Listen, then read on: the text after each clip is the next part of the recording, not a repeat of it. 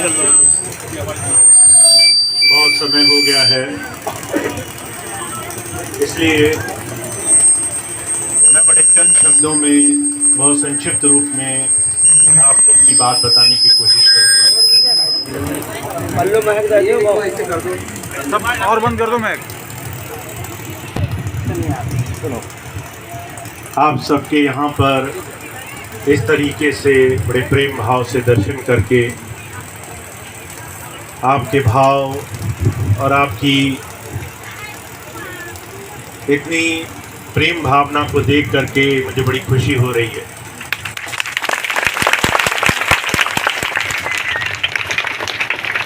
दस वर्ष बाद आज मैं यहाँ पर आप सबको मिल पा रहा हूँ, तो उसका कहीं ना कहीं श्रेय उस परमात्मा की उस धारा को है और आप सबको भी है। आप में से जो भी लोग मुझसे जुड़े रहे हैं पिछले 1 साल से, जब मैं हिंदुस्तान में नहीं था, तो आपने सुना होगा मैंने कई बार कहा कि मेरे वापस आने का कोई मतलब नहीं है।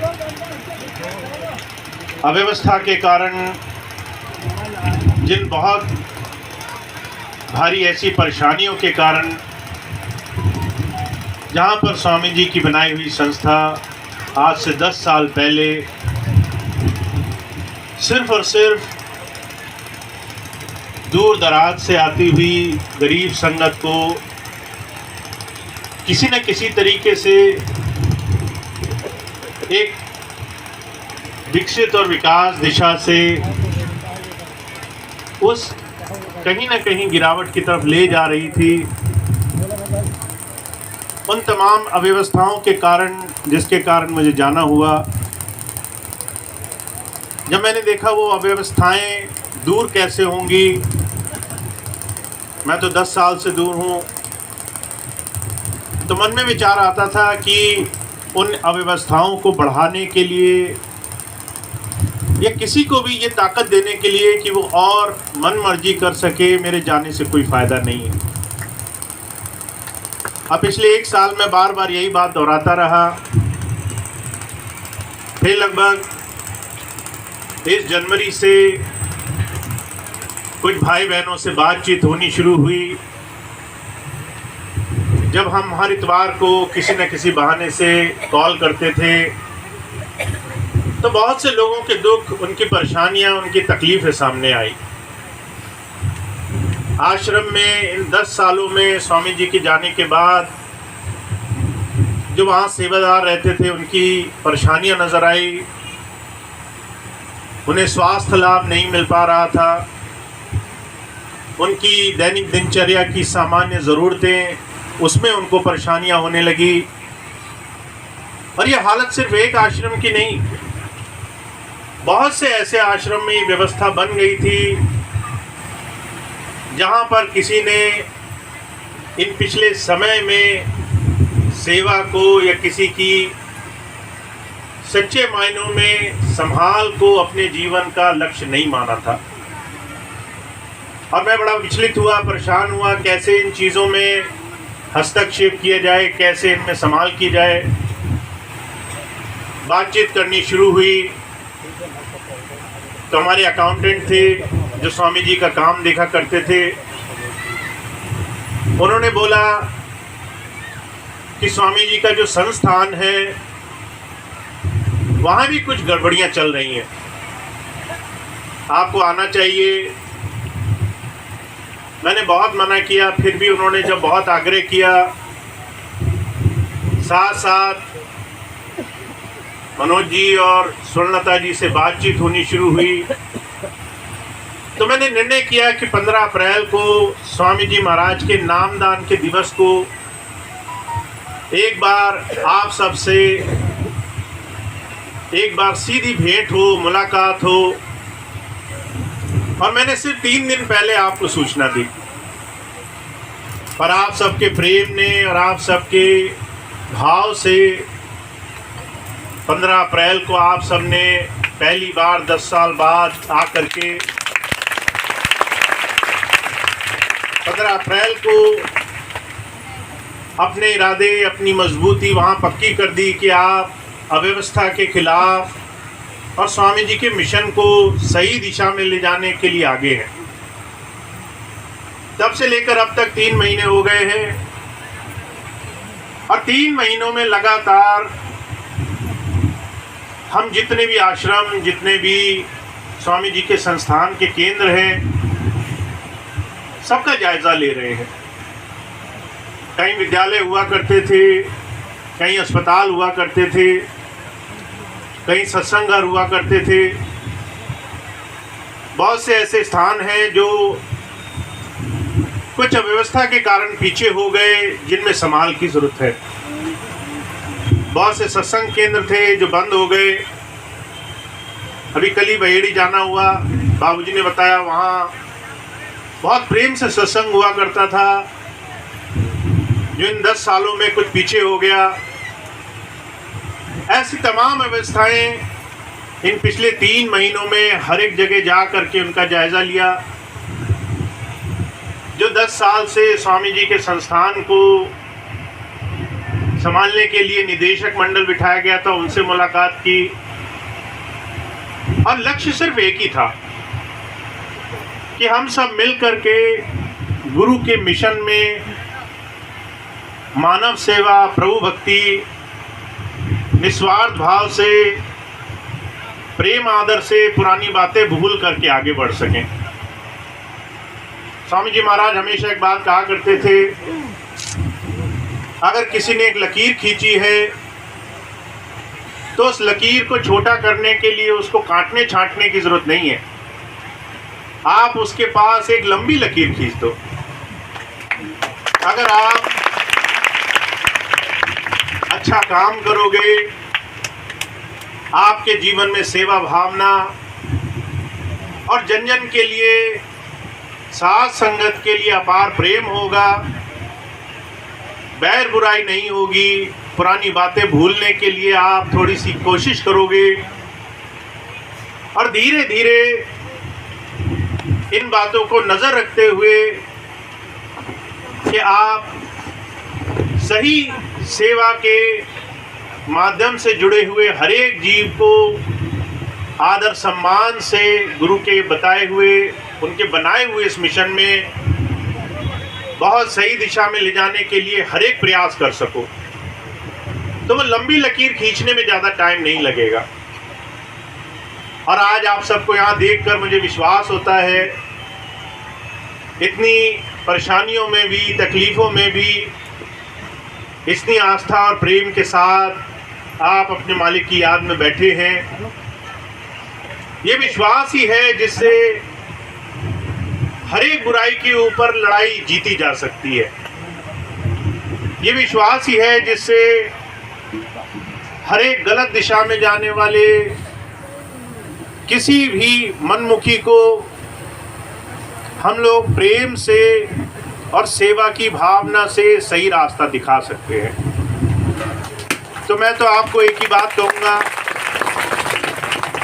अभी हम सब की गुरु के प्रेम में, गुरु के बताए हुए सेवा के इस मार्ग में ये लड़ाई अभी चल रही है और ये शायद तब तक चलती रहेगी जब तक हर एक विरोधी अपनी भाषा छोड़ करके गुरु की याद और गुरु की प्रेम की भाषा न बोलने लग जाए। पर तब तक मेरा आप सबसे अनुरोध यही है कि आप एक क्षमा भावना अपने मन में ज़रूर बना के रखें। चाहे किसी ने कुछ भी किया हो, अगर उससे आपकी बन रही है, नहीं बन रही, कुछ ऐसे साधन ना लें जिससे जो गुरु पथ पर हम चले हुए हैं उसका विरोध हम ही करते हुए पाए जाएं। कुछ ऐसे काम न करें जिससे दूसरा आदमी हमें देखकर कहे कि तुम ही हमसे कैसे बेहतर हो, अगर हम गलत काम करते हैं तो तुम कौन से अच्छे काम करते हो। तो ये बात ज़रूरी है, अगर हमने सुधार बनाना है तो वो भी एक सही तरीके से बनाना है। अगर हमने सेवा और सत्संग का फिर से बोलबाला करना है तो वो भी प्रेम से करना है।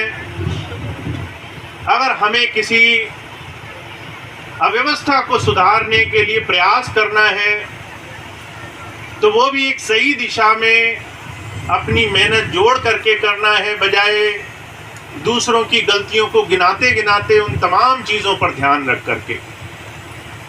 तो मुझे मालूम है आप सब लोग भी बहुत सी अव्यवस्थाओं से परेशान रहे होंगे, बहुत सी चीज़ों के लिए आपके मन में भी तकलीफ होगी।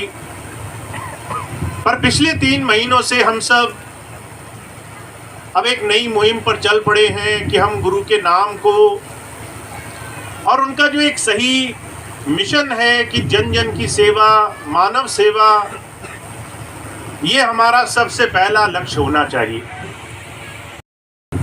सिर्फ बोल के नहीं, हम सेवा के साधन शुरू करें, चाहे फिर कोई सत्संगी हो, गैर सत्संगी हो, सबके लिए सेवा भावना हो। हम अपने मन में ये तमाम ऊंच नीच की, बैर विरोध की भावनाएं हटा करके इस सेवा के मिशन में अपना सहयोग दें।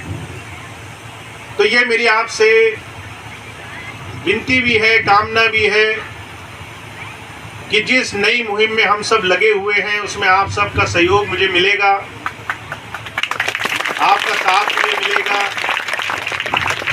और साथ साथ हम गुरु नाम से जुड़ने में ज़्यादा जोर लगाएंगे, हम अपने आचरण को ज़्यादा विशाल और पवित्र करने में जोर लगाएंगे। हम जीवन में खुद आगे बढ़ने पर ज़्यादा जोर लगाएंगे कि हम अपने आप को गुरु के नाम से, गुरु की शिक्षा और दीक्षा से जोड़ने का साधन अपने जीवन में रोज़ रोज़ अपना सकें। तो ज़्यादा बात तो नहीं कहूँगा मैं आपसे। मुझे खुशी इस बात की है कि जहाँ लोग 2 दिन 3 दिन बाद अगर किसी को अपने जीवन में नहीं देखे तो भूल जाते हैं, आप 10 साल बाद भी इतने प्रेम से इस वक्त यहाँ मौजूद हो। और जब जब मैंने आपको बुलाया आप आए, मौजूद रहे। मुझे इस बात की बड़ी भारी दिली खुशी है कि आपका प्यार और आपका सानिध्य मुझे मिला हुआ है। मुझे यकीन है कि स्वामी जी के इस मिशन को बहुत आगे तक पहुंचाने में आप और हम सही दिशा में मुड़ेंगे, बढ़ते रहेंगे तो अपने आप सारे विरोधी पीछे हट जाएंगे।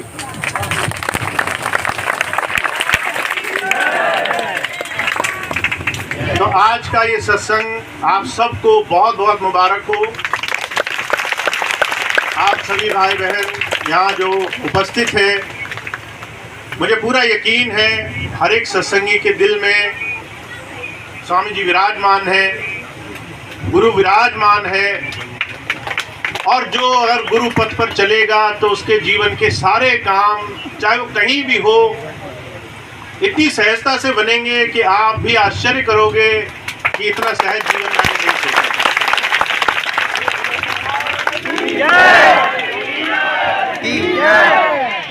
बस एक ही प्रार्थना मुझे आपसे करनी है।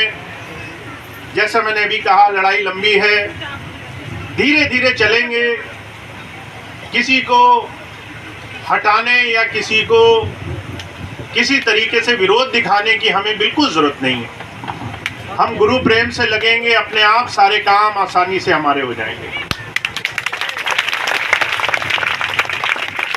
तो आज बस इतनी बात मैं आपसे कहूँगा कि गुरु प्रेम से, गुरु की याद से हमें जुड़ना है, गुरु की बात का भरोसा हमें रखना है।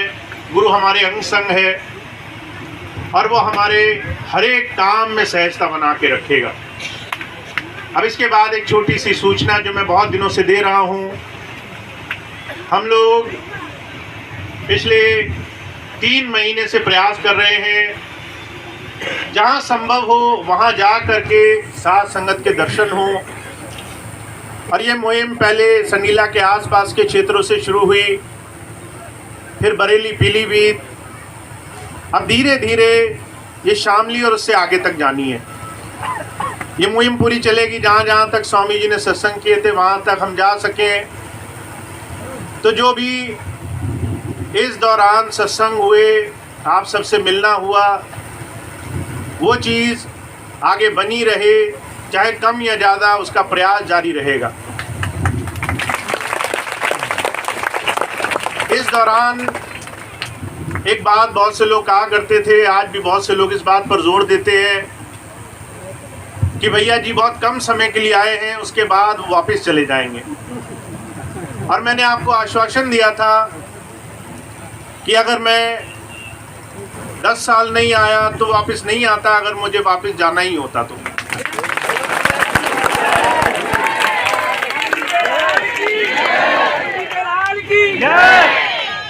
हम सब अब साथ हैं और गुरु के मिशन में जितना जी जान से लगेंगे, अपनी सेवाएं दे सकेंगे, गुरु पद पर जितना ज़्यादा हम अपना सहयोग दे सकेंगे उतना हम ज़रूर करेंगे।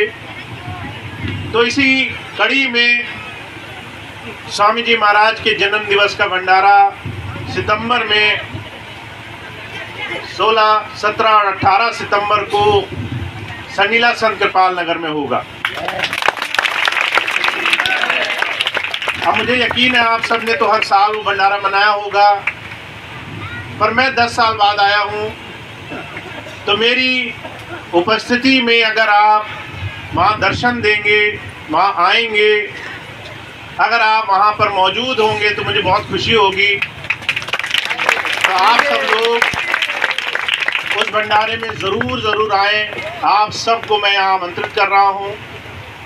16 तारीख को सेवादारों की सभा होगी, 17 और 18 तारीख को सत्संग भंडारा होगा स्वामी जी के जन्म दिवस का। आप सब लोग आमंत्रित हैं, सबको ये सूचना पहुंचाएं। जो यहाँ नहीं भी आ सका उसको भी हमारी तरफ से आमंत्रित करें, वो वहाँ पहुँचे।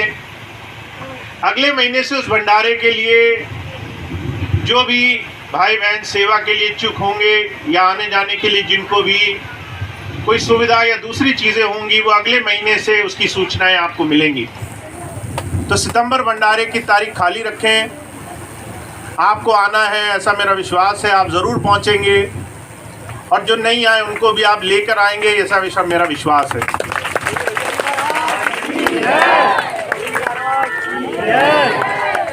तो आज के इस सत्संग के लिए, आपको इस समागम के लिए, इस दर्शन के लिए आपको एक बार फिर से बहुत बहुत मेरी दिली शुभकामनाएं हैं। अब इसके बाद आप ये सत्संग प्रोग्राम जब समाप्त होगा तो लंगर की और से यह प्रसाद की व्यवस्था होगी। उससे पहले कुछ सत्संग की सूचनाएं हैं जो आसपास लगे हुए हैं, वो सूचनाएं दी जाएंगी, प्रार्थना होगी। तो ये पूरा कार्यक्रम होने तक थोड़ी देर और बैठे रहेंगे, उसके बाद सभी भाई बहन मिल पाएंगे, तो सारी सूचनाएं सुनेंगे, प्रार्थना के बाद ही उठेंगे।